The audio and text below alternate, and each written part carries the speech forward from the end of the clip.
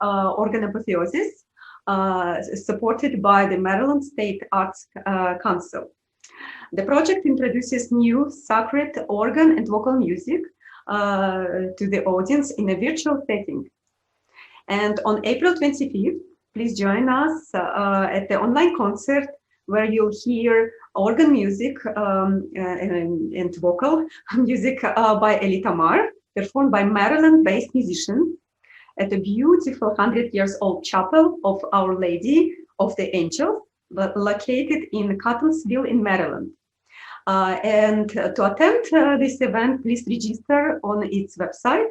The link is in the description under the video. So today we will learn about Eli Tamar's oeuvre and how he became a composer, and we'll talk about sacred music and Eli's vision of performing this genre. Hello, Maestro, again, and let me a little bit introduce you more. So Eli Tamar was born in St. Petersburg in Russia and raised and educated in Israel. And then he migrated to the United States. He holds a PhD in composition from the University of Pittsburgh. Tamar composed for Edgewood Symphony Orchestra, Duquesne Symphony Orchestra, and Contemporary Ensemble, Russian 20th Century Chamber Ensemble, Jerusalem Chamber Music Group, and many others. In 2011, Eli Tamar co-produced American-Russian award-winning independent film Leningrad, for which he composed the entire soundtrack and music. And it was collaboration with the St. Petersburg Studio of Documentary Films, Solis from the Bolshoi Theater, the Helicon Opera, and Moscow 20th Century Music Ensemble. It received the Russian Guild of Film Critics Award at the International Film Festival Spirit of Fire. Eli has recently written a Requiem for voice solo with choir dedicated to the memory of coronavirus victims. And he's recently serving on the jury panel of the first international competition of Christian music composers that is taking place in Moscow in Russia. Would you like to add anything? What would you like to know? Okay, so let's learn a little bit more about your music, and hear a short clip from one of your works.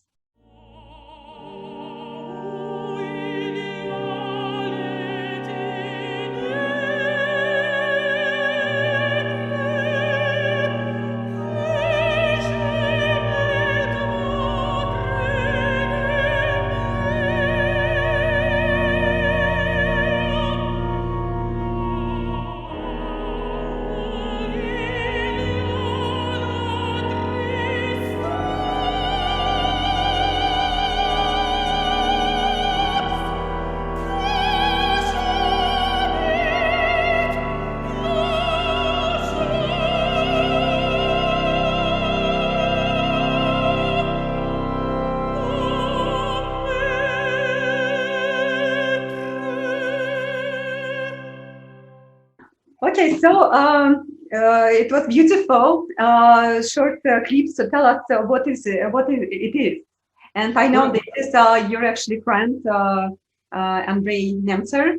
And yes, Andrei Nemtser is a very good friend, and he's an amazing collaborator. I actually wrote for him quite many pieces, and which he premiered in many venues. Formerly a soloist of the Metropolitan Opera. I know that now he works and performs in Russia. So collaborating with him was a great joy for me. This was a fragment from the St. Francis Prayer, which I composed for Andrei in 2012. This is well, it's a music. The famous text of this prayer, which is attributed to St. Francis, well, it's an original version in French. Okay, great. So as I see that most of your compositions have sacred thematic. Were you always composing sacred music, or you started maybe your first compositions were in different genre? No, it was not ever. It was always sacred. Of course, I wrote music which are not sacred. I'm still writing music that is not sacred. But before I delve into this, I would like to say something general that I think is significant here, something about my background. First of all, I have to say that I born to a Jewish family. My roots are Jewish. And yet the sacred music I have been writing is really within the realm of Judeo-Christian traditions. I use your traditions as plural, not only in respect to Judaism versus Christianity, but also to the branches of Christianity. But I would like to make it clear that my work is not dedicated to any kind of worship or official liturgies of any tradition. I compose sacred music only as a concert music, art music with sacred components, touching upon more or less concrete traditions. I think that would be a correct way to describe what I'm doing. But you really like deeply understanding the, let's say, the mood and the, because I learned your music and it's beautiful and it's really touching. And honestly, like when I was learning your aria, Молитва о мире, I was even crying. I couldn't start to learn it first properly because it just touched me so much. And so the words are going so much together with the music. So, and they complete each other. And when it happens, that touches you immediately. Thank you. It's I'm moved to hear it from you. Of course. Yeah. So from where does it come, really? Okay, I'll try to be succinct, and you please cut me if I'm talking too much on this. But I would like to say that my feeling of sacred music in general came from very early age, way before I composed or even played an instrument. With the simple fact that still in Russia, where I actually lived up until age 7, my parents took me to a concert of classical music in the Leningrad Philharmonia, and also in the organ concert series in the cathedrals of St. Petersburg. There were many concert series there, and they took me when I was, I don't know, 4, 5, 6, 7, and in retrospect, I think that left a tremendous impact on my feeling of music in general, classical music in general, and sacred music in particular. I was told that half of the concert I was listening very attentively, and the second half I was sleeping very thoroughly. That tradition of them taking me to serious music, very serious music, continued through when we arrived to Israel, we settled in Israel, and even way before I touched any key of an instrument, which actually happened when I was only 12, when I first time touched the key of piano. It happened that I like to listen to heavy classical music, from symphonies of Beethoven, Bruckner, late string quartets of Beethoven or Schubert, and of course the great sacred pieces by Bach, by Mozart, even Verdi, along with such pieces as Missa Papai Marcelli by Palestrina. And I realize now that even at the age of 9 or 10, it captivated me dramatically. I don't know why, because I would just listen to it from LPs at home. I would just put an LP and just sit and listen for half of the St. Matthew Passion without break. It moved me dramatically. And I think already then I was able to distinguish this music from, let's say, ABBA or Bee Gees or Queen, which I also liked very much. But I felt that difference between music that is of high intensity, soul-reaching, elevating music versus entertaining music. It was clearly not the same thing for me. And so that, I think, was way more important for me than the first lessons that I took in playing, in playing an instrument. I think that is in somewhat it's different from the traditional way of children taking lessons from the age of 6 or 7, first learning to play the instrument and gradually, attending concerts and etc. For me, it was the opposite. And I think everything was actually started from there, and from that, capturing the essence of the really greatest pieces of music. I felt that as far as sacred music, of course, I didn't delve into text. I didn't know what was really about. I didn't read the text at the age of 10 or 11, but I was captured with the intensity of it, with the depth of it, and with always feeling that it lifted me a little bit beyond where I am in reality. And this principle still guides me, of course, today in composing. I would also mention, since this talk precedes the concept of organ and organ music or organ vocal music, that my early impressions from organ was from music of Bach. Of course, we had several LPs with the music of Bach. And I should say that even though this is an instrumental music, but it always connected within me with some sacred idioms, which brings me to think that I can't really define where the sacred idiom of sacred music begins. How we describe what is sacred music in general? Is that only music that is written with sacred text, with liturgical text, or is it, or does it also include general poetical text with some reference of with some moments of sublimation or spiritual feeling to it, or maybe a sense of sacredness can be present even in just instrumental music. Where's the distinction? Where the sense of sacredness in music begins? So this was one aspect of, yes, for me, of connecting with the specifically Christian music. But I would have to say, since I mentioned that I'm from the Jewish house, of course, in Israel, I also attended, still attend, whatever, I have the synagogue in usually services of the high holidays, it's Rosh Hashanah, the New Year, Jewish New Year, and especially the Yom Kippur, or the Day of Atonement, where I always have the chance, I often have the chance to hear great cantors in the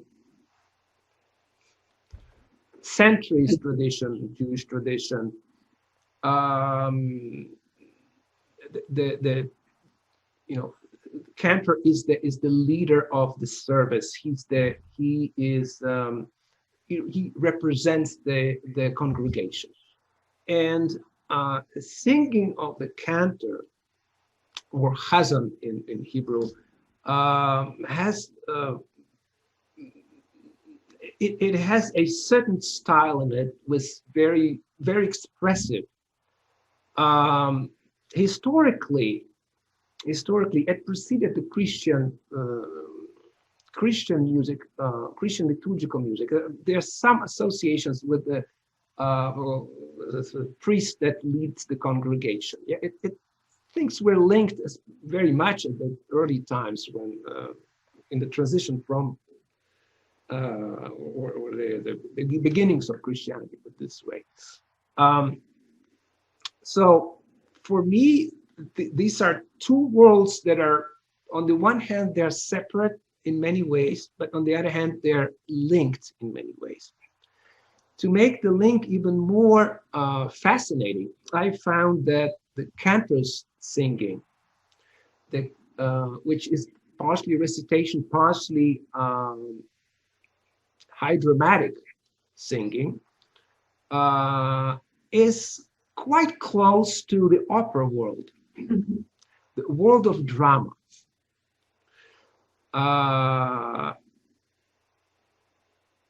And which opera is standing between, or we call between different sacred genres, but it's of course it's a genre in itself, but still as a matter. So there's also theatrical elements here, scenic elements here. So things start coming closer for me. On top of all of this, I always found interest, and actually much fascination with music, sacred music, with composers that wrote sacred music that brings human sentiment and drama to sacred genres, such as Mozart or Verdi, which is different from, say, music of the High Renaissance, or Missa by Marcelli, or certainly different from Gregorian chants. I think I will probably say something about maybe later, just a bit later, about aspects of styles, but let me maybe give one example of my writing in the Jewish tradition. And before we hear that segment, I will just say this. I'm not looking for imitation of any style or specific style, and not imitation or kind of renovation of reminiscence or citation of any given style, but rather I'd like to feel to express something personal through the tools of this, through the possibilities of the music, with touching upon that tradition. So maybe we'll just hear that segment from a piece, a prayer that one of the most important Jewish prayers. The text is the Unetaneh tokef.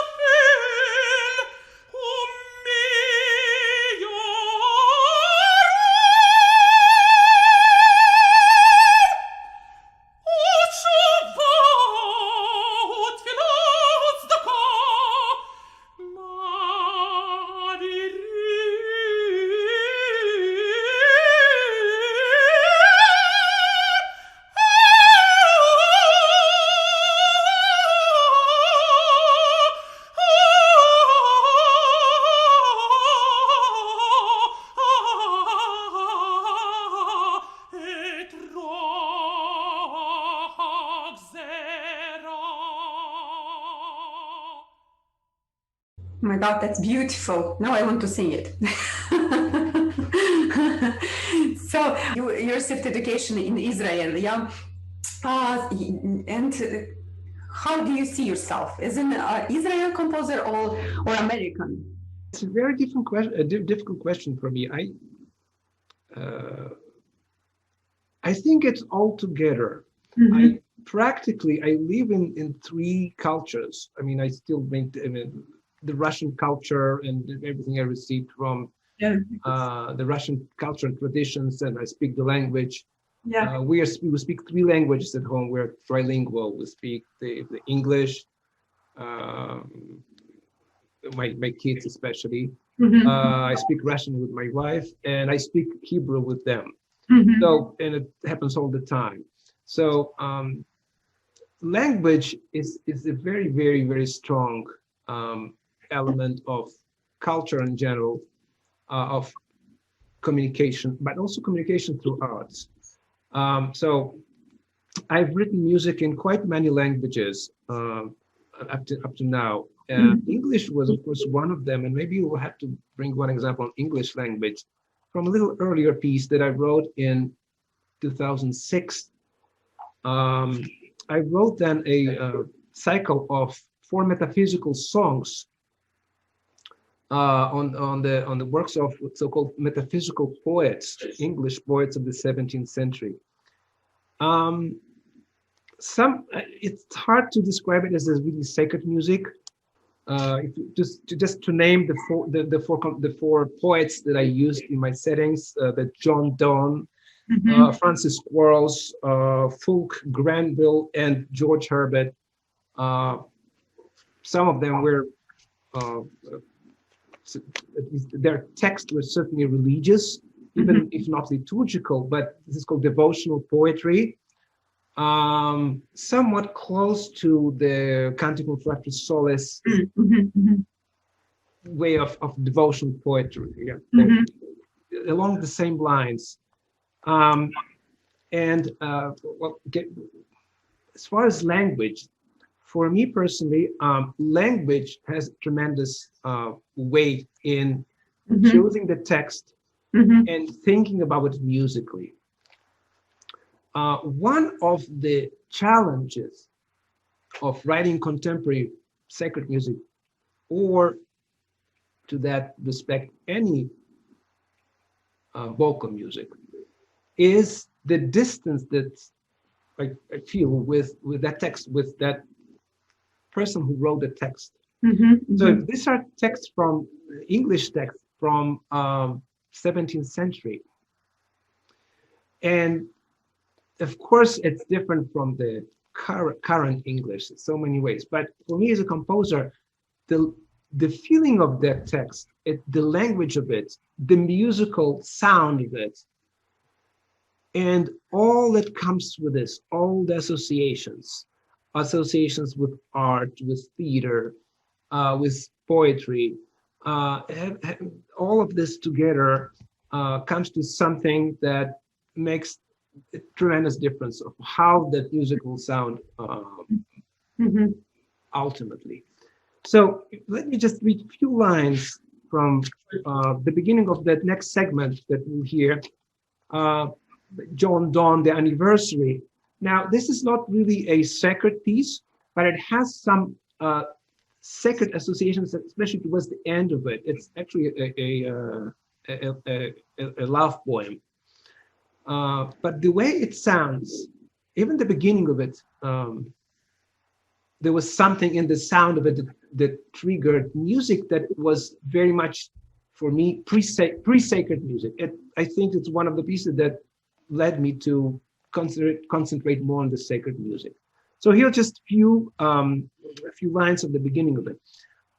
All kings and all their favorites, all glories of honors, beauties, wits, the sun itself, which makes times as they pass, is elder by a year now than it was, when thou and I first one another saw.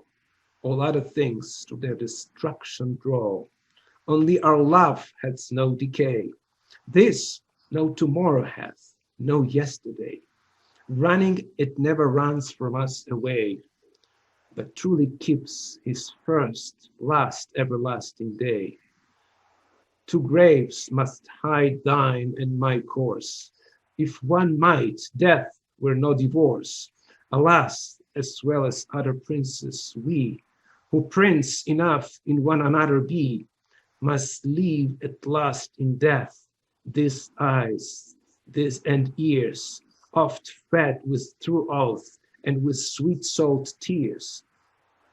But souls where nothing dwells but love, all other thoughts being inmates, then shall prove this, or love increase there above, when bodies to their graves, souls from their graves remove.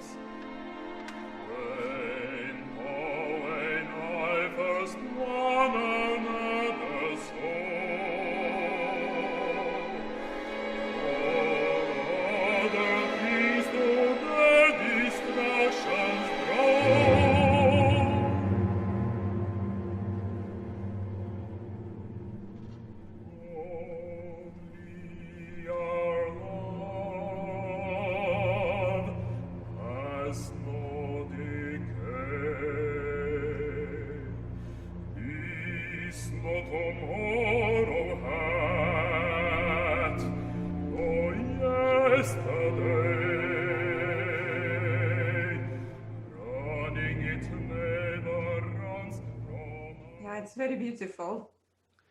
Thank you. I should mention it's the performer here was a friend and a colleague of mine from Duke University, wonderful bass, Genko Geshev, and with the Duquesne Symphony Orchestra.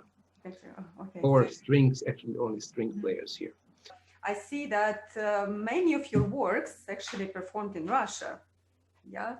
How come? Well, again, I think you mentioned at the beginning that I did a musical work with a film, film that took place in the subject of the blockade of the city of Leningrad during the Second World War, and so it brought me to connection with Russian musicians, of course. Including that wonderful countertenor that we heard at the beginning, Andrei Nemzer, and one of the here in the States. Actually. Yes, I met him in the States. I have to say that yes, with him and there was some other musician that I actually met here in Pittsburgh, where I live, and somehow it turned out to do quite many performances. Svetlana is another person who really makes a lot for performing my music in Russia. So it's pretty practical. You know, it's just happened, and I'm glad to have to have that in my life. And even the program that you will be performing soon. The pieces were mostly performed in Russia. I think all of them were actually performed in Russia, and in the States as well. So there is this, and of course the fact that I speak Russian and I can relate to Russian texts, poetic text or Russian or text or sacred text in Russian, or they're not really in Russian, they're in Slavonic, Church Slavonic language. That also works for that. I mean, it just. So what is your process of composing? Okay. First you're finding a text and then you put music on it, or it's another way? Yes, as far as sacred music, yes. It always comes from text. The text is absolutely crucial for me. Everything should be, for me, is in a text. The language, as I mentioned, is very, very important to the way the music will sound. If its text is in English, right away it leads me to a certain direction of musical thinking. If the text is in Latin, that's another direction. If it's in Russian or in some other language, I think there was something that I wrote in Greek, also ancient Greek. Different feeling to it. But as far as, let me just say a few more words about the association of style of music and text. If we speak about archaic text from my older music, text from older times, sacred text from liturgy or prayers, there's always this question of how should one feel that musically.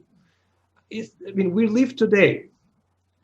Should the music be with contemporary in a sense? Should it be, or maybe it should somehow relate to the time when the text was written? It's a very relevant question to me.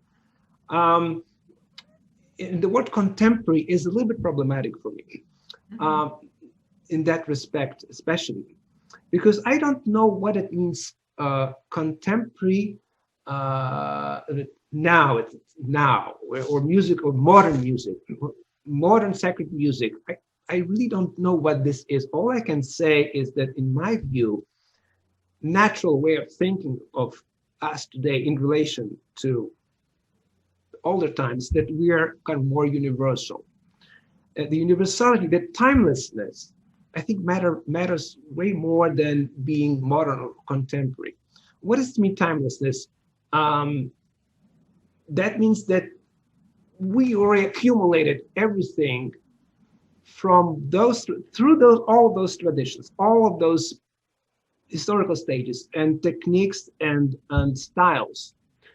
The time when the Gregorian music was common many centuries ago, and the Renaissance, and the Baroque, the Classicism, the Romanticism, we all have this in our conscience. So for me, it's really not ignoring not being afraid of the past, and not ignoring the past, not thinking that if I live today, my music have to be just the kind of sounds that are only of today. There's no such thing as today. There's everything up to today. Everything up to today.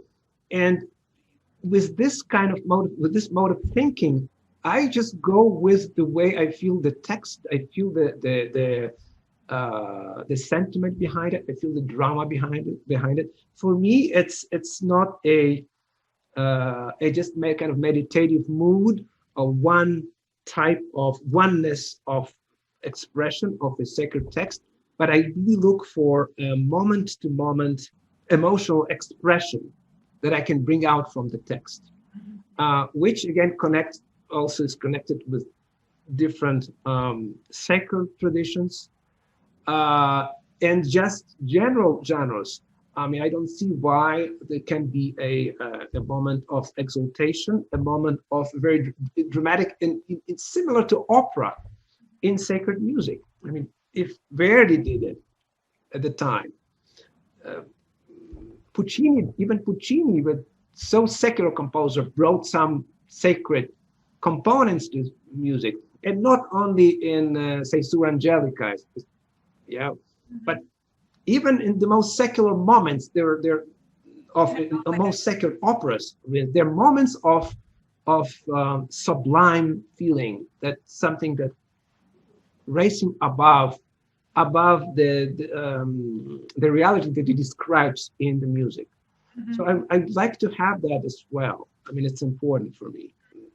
Does it help you if you compose for a specific singer? Yes. Yes, it helps a lot, especially the singer that I know mm-hmm. his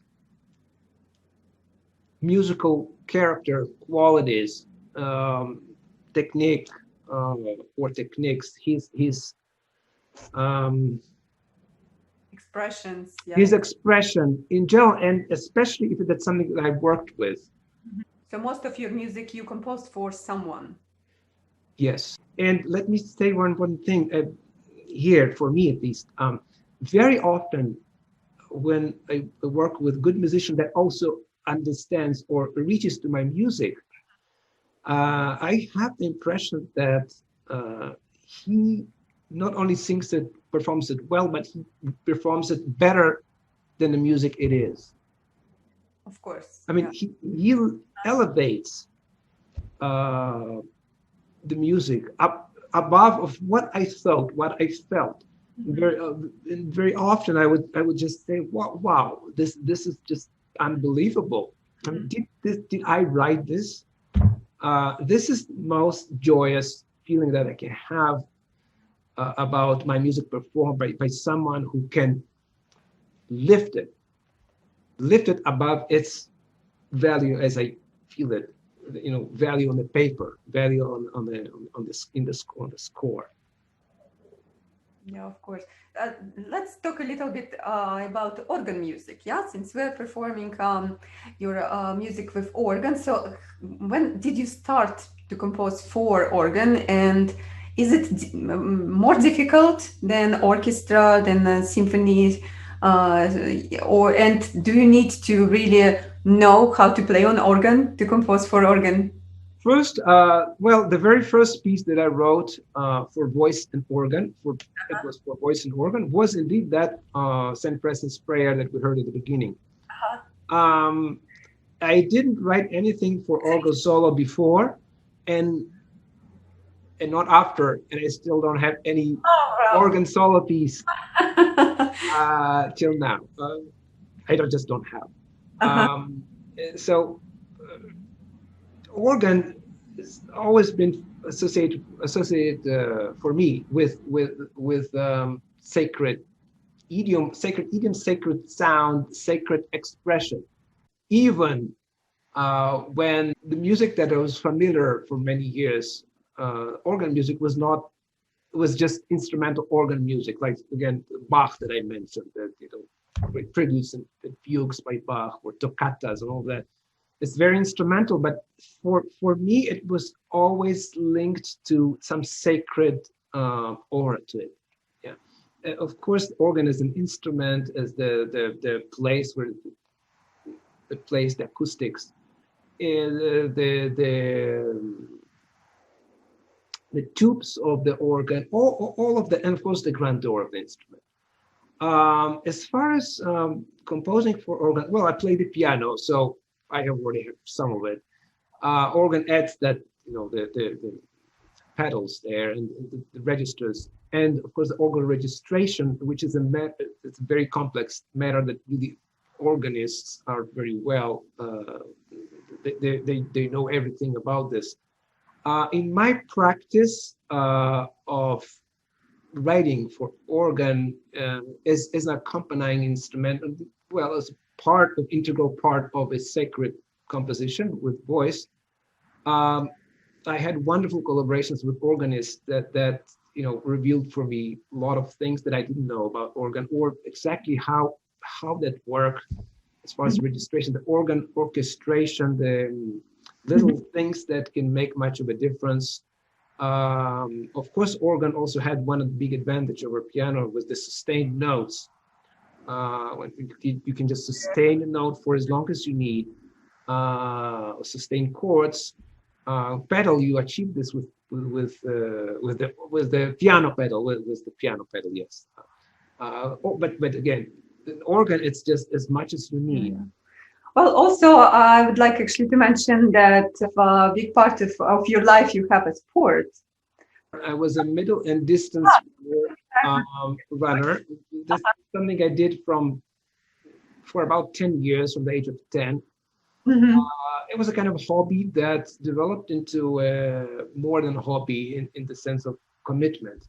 Does it help you or somehow relate with the music? First of all, it was very much I would say in terms of time and effort put into it, it was in many ways on account of music for quite many years, because I trained on a national level. I won 10 times Israeli championships, and Israeli record holder for many years in 1500 and 3000 and yes. And I was privileged to be invited to World Championship in Portugal as a junior. So it reached to that level for me. So as far as your question, I would say that there are some connections or some links to my musical activity on some psychological levels, maybe, because this kind of sport is a very high competitive sport, individual sport, where you put so much effort, and the intensity of the training session is such that you often reach the top of your nerve system. And I think that in many ways translates to the musical continuity or dissonance, the features of dissonance, of tension. We call musical tension. There is such thing as musical tension, tonal tension or non-tonal tension that comes into music. And in many ways, music reflects not just spiritual aspects or mental aspects of our of our conscience, but also physical ones. There's tension could almost be felt. Musical tension can be felt physically. So I think I can't imagine, for instance, myself writing a music that would be simply just meditative or all the time calm or all the time quiet. It's not in my psyche, but in my conscience. There should be some drama, there should be some intensity, some development that reaches culmination, and etc. So maybe in this way, yes, what I did in sport and what I'm doing in music could be seen and associated. We're coming to the end of our conversation. Tell me a little bit about your future plans. So you could just compose a new Requiem. Well, for now, yes, well, of course, due to this situation currently, it's hanging in the air. I don't know when I will see the first performance of it. I don't know, because there really nothing happening. I mean, this work really requires a professional choir and a vocalist for it. Is it for one soloist? Yes, it's for one soloist. It's mostly in the traditional liturgical text of Requiem, with one movement in it in Hebrew, El Maleh Rachamim, one before the last movement for voice solo. It's a very important Jewish prayer for the souls of deceased. And in that movement, I included the words for the disease, for those who perished from this pandemic, from Corona, from this plague. Actually, I use the word plague in that text, which makes it more concrete as far as for whom that Requiem is written. Are you working on something also new? Well, so yes, I certainly am working on something new. I would prefer not to speak a lot about this. as far as I know now, the St. Francis prayer that we heard at the beginning is currently being recorded for a film in Italy, film that is or will be directed by Alessandro Rossellini, the Italian film director, grandson of the great Roberto Rossellini. So it will be performed there with by Natalia Pavlova, again Russian-Italian singer. So I'm looking forward to it. That's it's pretty much upcoming. That's something that I really know about that will happening or will happen soon. Oh, congratulations! As far as other plans of performances, I can't say for sure now because of all the situation. It's so much is not happening these days, unfortunately. Well, thank you so much for this interesting conversation, and I'm happy to learn about you more, about your music. And thank you everyone who joined us today. And we are looking forward to this concert next Sunday, April 25th. Again, the link is in the description under the video. And at the end, I would like to play part of Canticum Fratris Solis, which will be part of our program at the concert. Thank you so much, Maestro. And let's... Thank you very much for having me for this talk. Yeah, of course, and let's hear the piece from the Canticum Fratris Solis.